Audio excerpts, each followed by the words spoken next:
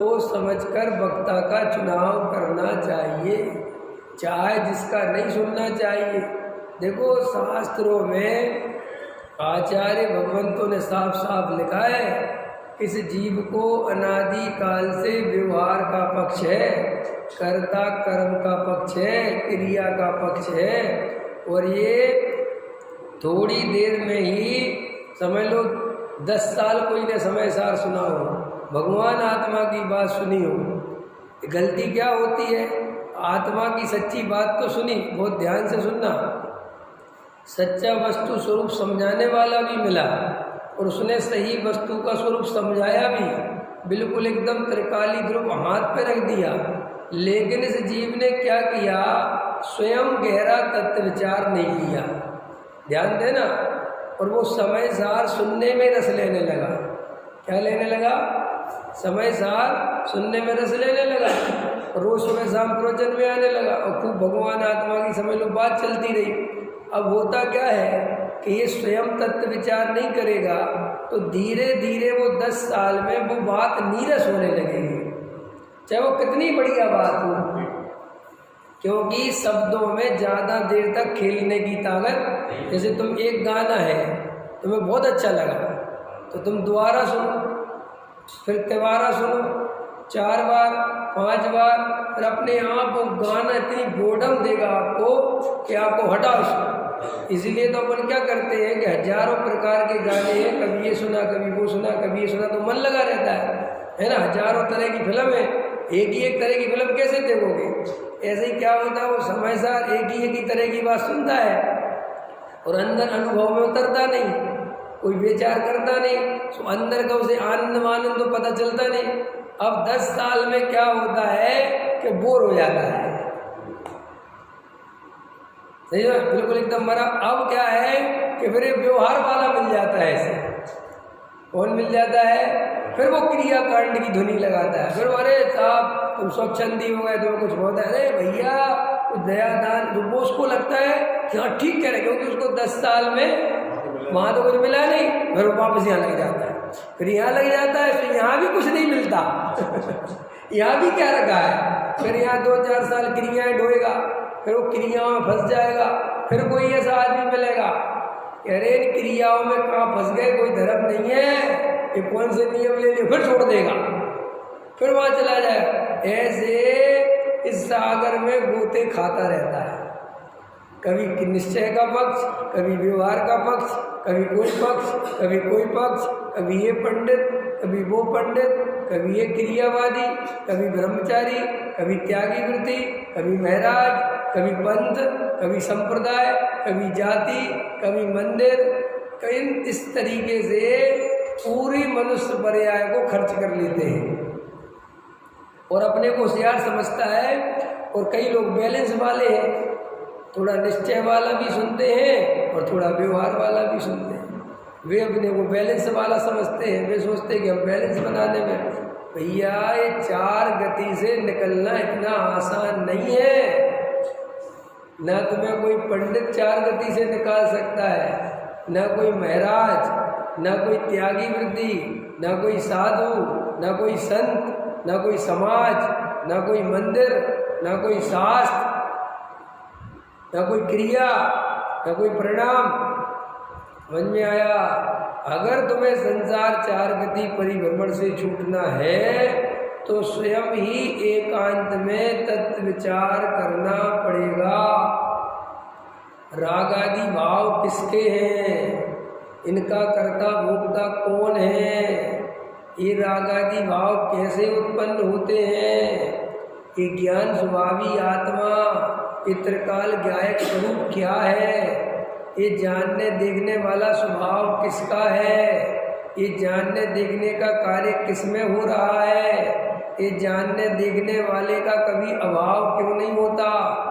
शास्त्रों से उत्तर मत खोजो, शास्त्रों के उत्तर काम आने वाले नहीं हैं, शास्त्रों के उत्तर तो बने बनाए हैं, वे तो जिसने अनुभव करे थे वो तो लिख गया, उसने लिख दिया ये रागादि विकारी भाव उद्गल के हैं, सो तुमने उसके पढ़े और उद्गल के मान ली, तो क्या होना है? क्या मिलने वाला है। अगर आगे किसी ग्रंथ में लिखे कि राग आदि जीव के हैं तो तुमने जीव के मान लिए, और तुमने बैठ के स्वयं कोई अनुभव नहीं किया कि भैया ये जीव के हैं कि पुद्गल के हैं, और ये हैं किसके। ये आदत, अरे जब राग आदि भाव प्रकट है, ज्ञान स्वभाव प्रकट है, तो शास्त्र में से क्या पढ़ना किसके है। तुम स्वयं अनुभव करके देखो ना कि किसके हैं। राग आदि भाव आते हैं और चले जाते हैं, आते हैं और चले जाते। बोलो, तो ये सदा काल मेरे साथ नहीं रहते। विचार करो ना, जड़ की क्रिया जीव कर सकता है कि नहीं कर सकता। देखो अब ये कोई किसी की बात नहीं है। साहब पंडित जी आए थे, वो तो कह रहे थे क्रिया जरूरी है, क्रिया जरूरी है।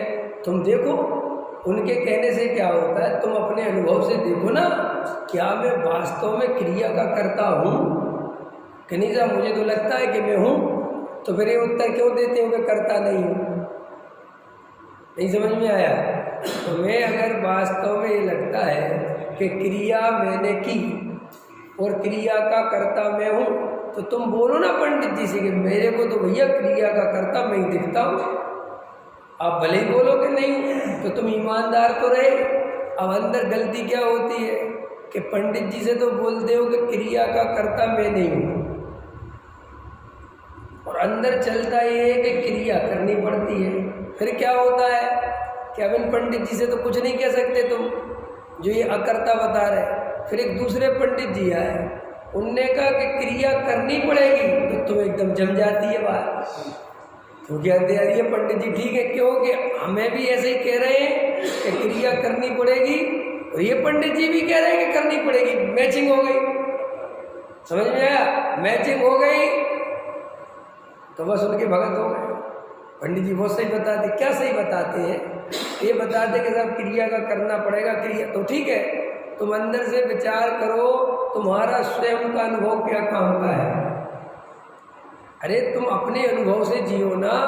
दूसरा क्या कहता है, शास्त्र क्या कहता है, वो तो जो कहता है वो तो अपनी कहता है। तुम अपने अनुभव को तो साहब मेरा अनुभव तो बिल्कुल मैच नहीं करता शास्त्र से, तो नहीं करता तो करवाओ। फिर ताकत वहां लगाओ, शास्त्र में नहीं। नहीं समझा, शास्त्र में।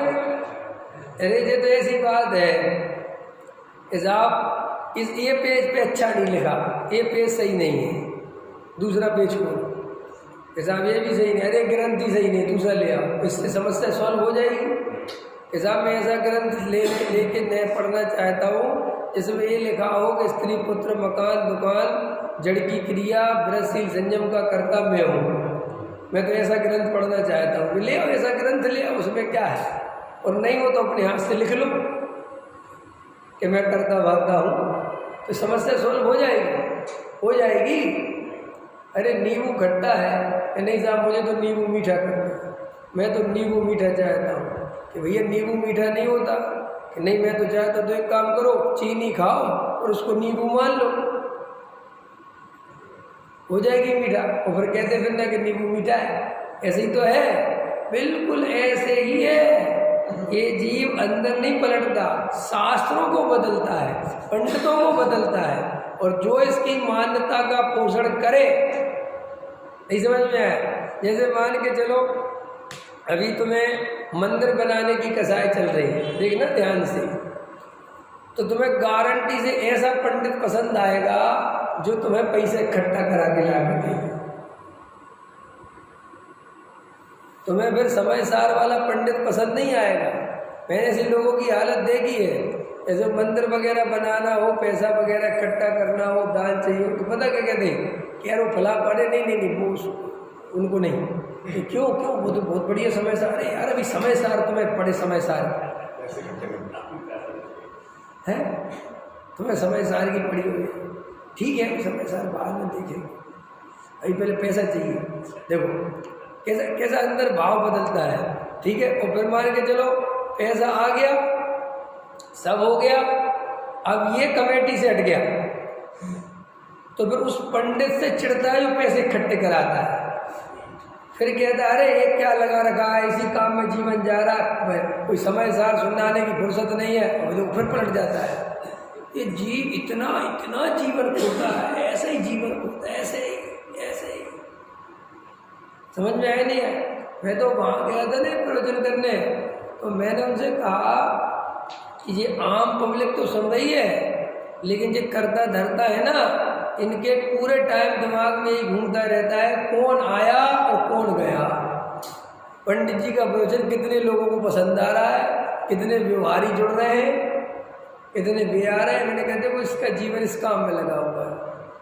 खुद मेरे आत्म कल्याण की बात चल रही है, अरे मैं क्या लेना देना, मुझे अपना भोग खत्म बढ़ रहा है, मुझे अपना भोग खत्म करना है, मुझे अपने जीवन में अपनी आत्मा का अनुभव करना है, इस तरफ इसका लक्ष्य नहीं है। इसलिए आचार्य कहते हैं ये जिनवाणी सुनना समझना जितना सरल है ना, उससे 1000 गुना नहीं अनंत गुना कठिन है वैसा ही श्रद्धान करना। इसलिए तो असली ताकत यहीं तो लगेगी। तो इसलिए क्या कह रहा था मैं कि व्यवहार की बात आ गई तो व्यवहार का पक्ष बना लेता है। हाँ सही कह रहे, क्योंकि यहाँ समय सार से तो उसे कुछ मिला नहीं। अकर्ता ज्ञायक भगवान आत्मा हूँ, ये शास्त्र में से पढ़ के कुछ नहीं मिलता है। चाहे समय सार पढ़ो और चाहे श्राप का चार पढ़ो, वे तो शास्त्र है, वहाँ क्या रखा है। असली बात तो अब अनुभव की बात है। जैसे रसगुल्ले की चर्चा करने से भी पेट नहीं भरता, नहीं समझ में आया, और नमक रोटी की चर्चा करने से भी पेट नहीं भरता। पेट तो जब भरता है जब मिले। ऐसे ही तुम समय सार की बड़ी बड़ी बातें करो, इससे धर्मात्मा हो जाओगे तब भी नहीं होगे, अथवा तुम बहुत क्रिया कांड पालो, इससे सम्यक दृष्टि हो जाओगे तब भी नहीं होगे। सम्यक दृष्टि होने के लिए तो आत्मानुभव चाहिए।